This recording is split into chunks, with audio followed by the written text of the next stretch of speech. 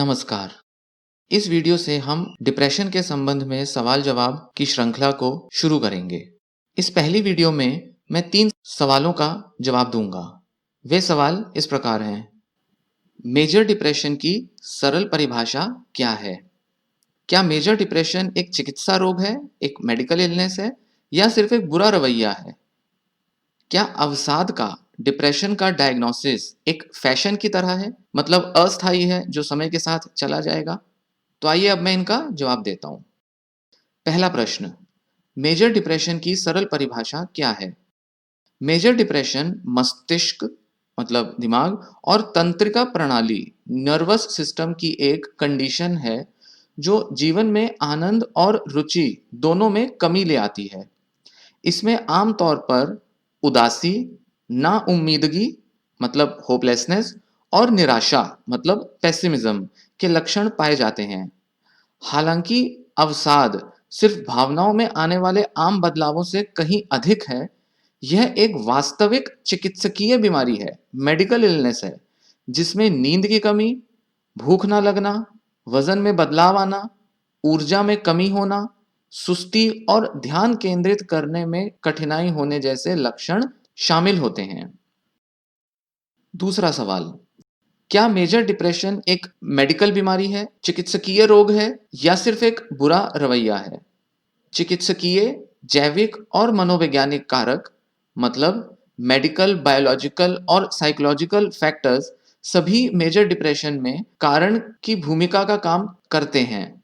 शारीरिक लक्षण, मानसिक मंदता, मतलब मेंटल स्लोनेस, कम एकाग्रता, लो कंसंट्रेशन, इंट्रूसिव थॉट्स, अपने आप आने वाले विचार, नींद में गड़बड़ी, भूख में बदलाव, ऊर्जा में कमी, यौन रुचि में कमी, शरीर में दर्द, और शरीर की लयबद्धता में दरार, मतलब उसकी रिदम में, जो रोज की जो शरीर की अपने आप काम करने की जो प्रक्रिया होती है, उसकी एक रिदम में बदलाव आ जाता है। यह सब दर्शाता है कि अवसाद एक शारीरिक प्रक्रिया है। दूसरी तरफ निराशावादी सोच, चिंता, आत्म आलोचना, विचारों में विकृति और मृत्यु से संबंधित अवसादपूर्ण विचार स्पष्ट रूप से मनोवैज्ञानिक होते हैं। यह दुर्भाग्यपूर्ण है कि शब्द डिप्रेशन का उपयोग एक चिकित्सा रोग और खराब मूड दोनों का वर्णन करने के लिए किया जाता है। कुछ लोग दोनों में भ्रमित हो जाते हैं और सोचते हैं कि मेजर डिप्रेशन के कारण होने वाली महत्वपूर्ण शारीरिक, मानसिक और भावनात्मक गिरावट बुरे मूड से कुछ अधिक गंभीर नहीं है, कुछ बैड मूड जैसा है बस ये। जो कोई भी मेजर डिप्रेशन की बीमारी से पीड़ित है, वह जानता है कि दोनों के बीच थोड़ी सी ही समानता होती है। ये जो भाषा का मिश्रण है, मिक्सअप हो रहा है जो लैंग्वेज का, मेजर डिप्रेशन से संबंधित कुछ मिथकों में भी योगदान देता है। आखिरकार यदि आप सिर्फ बुरे मूड में हैं, तो लोग आश्चर्य करते हैं कि आप कुछ प्रयास क्यों नहीं कर सकते हैं और अपने आप को इससे बाहर क्यों नहीं निकाल सकते हैं। हालांकि आप आमतौर पर खुद को मेजर डिप्रेशन से बाहर नहीं निकाल सकते हैं। यह गंभीर रूप से दुर्बल करने वाला प्रयास हो सकता है, ताकत खत्म कर सकता है और अक्सर दुर्घटना या आत्महत्या से मौत हो सकती है। लोग खुद को इसलिए नहीं मारते क्योंकि वे सिर्फ बुरे मूड में हैं। तो हमें यह समझना होगा कि यह बुरे मूड से कहीं अधिक है, केवल मूड फ्लक्चुएशन नहीं है।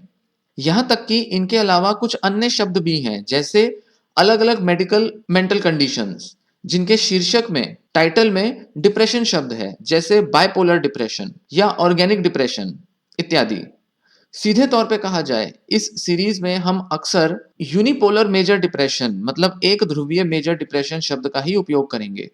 सो कोई दूसरा मतलब नहीं है यहाँ कि मैं क्या कहना चाहता हूँ, किस मनोस्थिति के बारे में बात कर रहा हूँ, या हम कुछ और ही समझें। यहाँ डिप्रेशन को एक इलनेस, मेजर डिप्रेशन, इसी शब्द का इस्तेमाल किया जाएगा और यही हम समझेंगे जब बायपोलर डिप्रेशन नहीं, जिसमें मेनिया या डिप्रेशन दोनों तरह के लक्षण होते हैं और उसमें आने वाले डिप्रेशन की हम बात करें, नहीं। यहाँ मैं यूनिपोलर मेजर डिप्रेशन, जहां केवल डिप्रेशन के ही लक्षण आते हैं, उसी प्रकार के डिप्रेशन की यहाँ मैं आपसे बात करूंगा। तीसरा सवाल, क्या अवसाद का डायग्नोसिस एक फैशन की तरह है, एक फैड है, मतलब अस्थायी है जो समय के साथ चला जाएगा? चिकित्सकों द्वारा लिखित मेडिकल दस्तावेजों की शुरुआत से ही मेजर डिप्रेशन को मान्यता दी गई है और उस समय से लेकर अभी तक अवसाद के लक्षण नहीं बदले हैं। मेडिसिन के यूनानी गॉडफादर, ग्रीक गॉडफादर हिप्पोक्रेटिस, जिन्होंने ज्यादातर डॉक्टरों द्वारा ली जाने वाली हिप्पोक्रेटिक ओथ शपथ लिखी थी, उन्होंने 400 ईसा पूर्व में मेजर डिप्रेशन के इन लक्षणों का वर्णन किया था। नींद ना आना, निराशा, चिड़चिड़ापन, बेचैनी और भोजन के प्रति दिलचस्पी कम हो जाना।